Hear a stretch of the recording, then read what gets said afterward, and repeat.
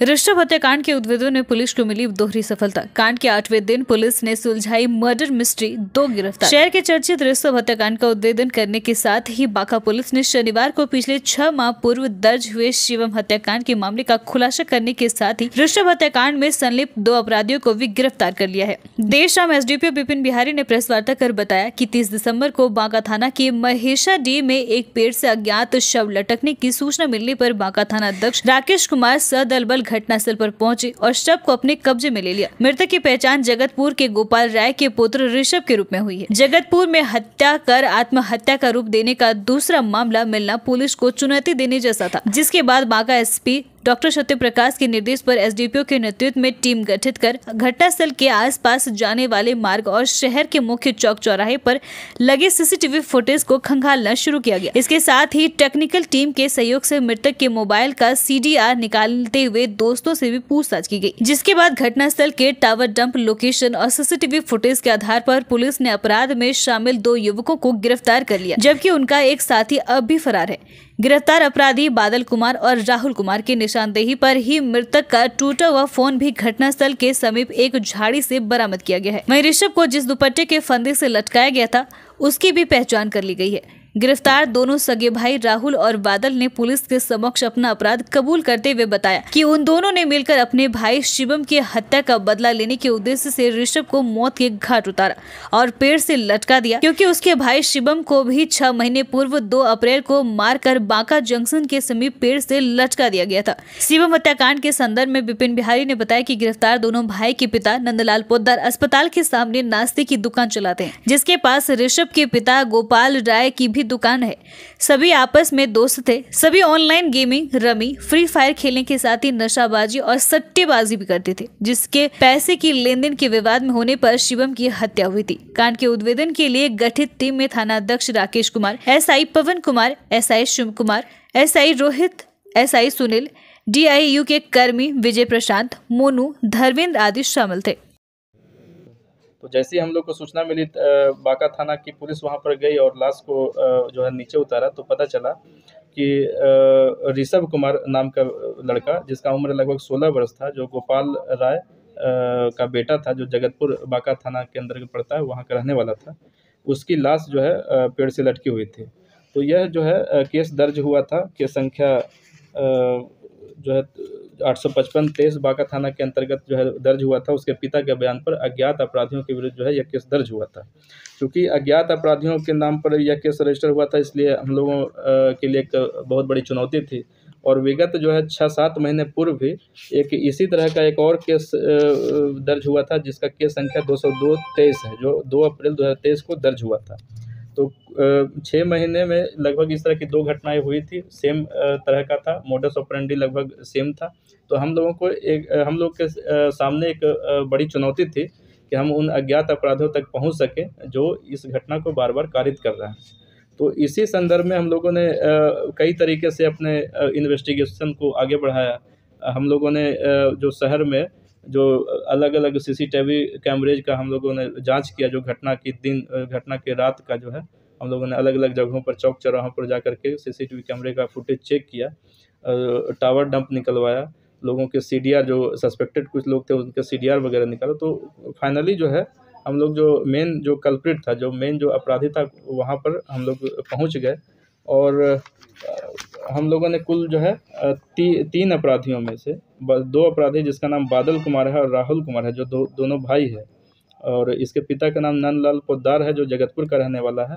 ये 3 अपराधियों और तीसरा दिलखुश कुमार, ये 3 अपराधियों ने मिलकर ऋषभ कुमार की हत्या जो है वहाँ पर महेशाडीह में जाकर के कर दिया था, गला दबा के हत्या किया था और उसके बाद फिर उसके शव को पेड़ से लटका दिया था।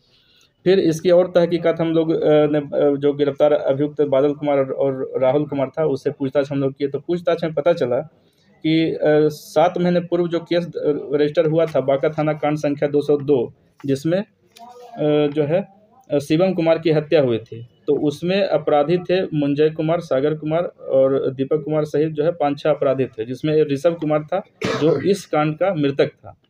तो शिवम कुमार वाले हत्याकांड में ऋषभ कुमार जो इस कांड का मृतक है वह भी एक अभियुक्त था। और पूछताछ के बाद बादल कुमार और राहुल कुमार ने अपनी संलिप्तता को स्वीकार करते हुए बताया कि शिवम कुमार उसका भाई था और उसकी मृत्यु का बदला लेने के लिए ऋषभ कुमार की उसने हत्या की थी।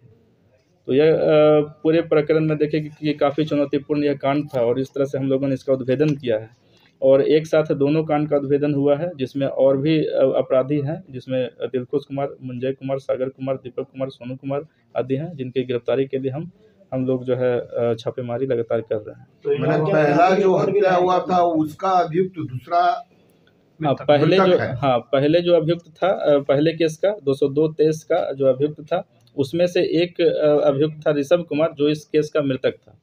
उसका कारण क्या था? शिवम की हत्या का सर क्या कारण था? शिवम की हत्या के पीछे रीजन आपसी लेन देन का बताया जा रहा है। इन लोगों ने पूछताछ के दौरान बताया कि ये लोग आपस में पहले दोस्त ही हुआ करते थे और सभी लोग जो है आपस में जो है शराब और जो है नशीले पदार्थों का सेवन भी करते थे। उसी में जो है आपसी लेन देन में जो है उसमें शिवम कुमार की हत्या ऋषभ कुमार और उसके सहयोगियों ने की। ये लोग क्या छात्र है? हाँ, ये सभी लोग पढ़ाई करते हैं, सभी लोग छात्र ही हैं और सभी की उम्र लगभग वही 18 से 25 साल के बीच में है। समाहरणालय पार्क में लगता है असामाजिक तत्वों का जमावड़ा, स्थानीय लोग परेशान। नगर परिषद क्षेत्र के वार्ड 8 में अवस्थित समाहरणालय पार्क अपने जीर्णोद्धार के 1 साल बाद ही जीर्ण अवस्था में पहुंच गया है। पार्क में तालाब के चारों ओर मॉर्निंग वॉक का ट्रैक और बैठने की व्यवस्था भी की गई। इसके साथ ही यहाँ एक कैंटीन भी संचालित होता था जहां समाहरणालय में काम के लिए पहुंचने वाले जिले भर के लोग आकर आराम भी करते थे। लेकिन नगर की सरकार बदलने के बाद देखरेख के अभाव में पार्क की स्थिति बदहाल हो गई। स्थानीय लोगों ने नाराजगी जाहिर करते हुए बताया कि रोजाना शाम में यहाँ असामाजिक तत्वों और नशेड़ियों का जमावड़ा लगता है, जिसमें महिलाएं और बच्चों को काफी कठिनाइयों का सामना करना पड़ रहा है।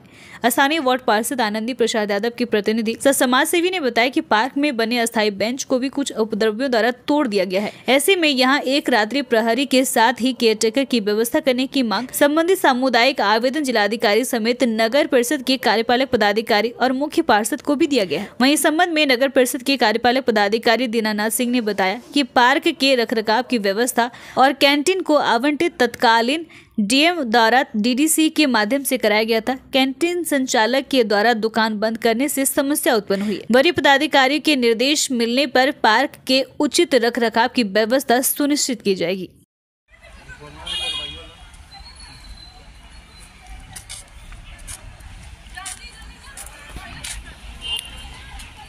क्या नाम हुआ आपका? अनुज कुमार। आज दिखाने के लिए आप लाए हैं, क्या यहाँ पे परेशानी है? परेशानी आप तो देखिए रहे हैं कि क्या परेशानी है। परेशानी मुख्य रूप से इसमें गार्ड चाहिए 2 गो, 1 गो माली चाहिए और दुकान भी कैंटीन भी न चल रहा है। जो भी आदमी आता है पूरा स्थिति है इसका। तो इसके लिए आवेदन वगैरह दिए हैं जिलाधिकारी महोदय को? दिए हुए हैं चेयरमैन साहब को, नगर परिषद के स्कूटी साहब को और आज डीएम साहब को भी दिए। उनसे मिल करके दिए या किनसे? डीएम साहब से मिले? जी, डीएम साहब आश्वासन दिए हैं कि जल्द ही काम होगा। दिव्यांगजन संवाद कार्यक्रम को लेकर तारा मंदिर में किया बैठक आयोजित। दिव्यांगजन संवाद कार्यक्रम को लेकर तारा मंदिर परिसर में बैठक आयोजित की गई, जिसमें जिले भर से वृद्धा, विधवा, दिव्यांगजन आदि बैठक में उपस्थित हुए, जिसमें उनके जागरूकता को लेकर आगामी 9 जनवरी को बांका के चंद्रशेखर सिंह नगर भवन में अपनी मांगों को लेकर प्रदर्शन करने का निर्णय लिया गया, जिसमें जिला पंचायत स्तर, अनुमंडल स्तर के कार्यकर्ताओं से भारी संख्या में पहुंचने की अपील की गई। वहीं 9 जनवरी को जिला अध्यक्ष PWD के नवल किशोर सिंह, प्रदेश के अधिकारी, राष्ट्रीय ऑल इंडिया के कार्यकारी अध्यक्ष मौजूद रहेंगे, जिसमें मुख्य रूप से 3000 रुपए पेंशन, 35 किलो अनाज प्रति माह, मुख्यमंत्री आवास योजना में विशेष लाभ आदि की मांग रखी जाएगी। बैठक में जिला अध्यक्ष नवल किशोर सिंह, सुभाष चंद्र यादव, नवीन कुमार, प्रदीप भगत, सचिव सुधीर ठाकुर, गोपाल नंदन सिंह, कामेश्वर झा, रवि कुमार शाह, नंदनी कुमारी, पिंकी कुमारी, मोहम्मद मुस्तकीम, जवाहर भगत, मोहम्मद रुस्तम, जवाहर यादव, चंद्र मलेश्वरी सिंह, दीपक पोदार आदि मौजूद थे।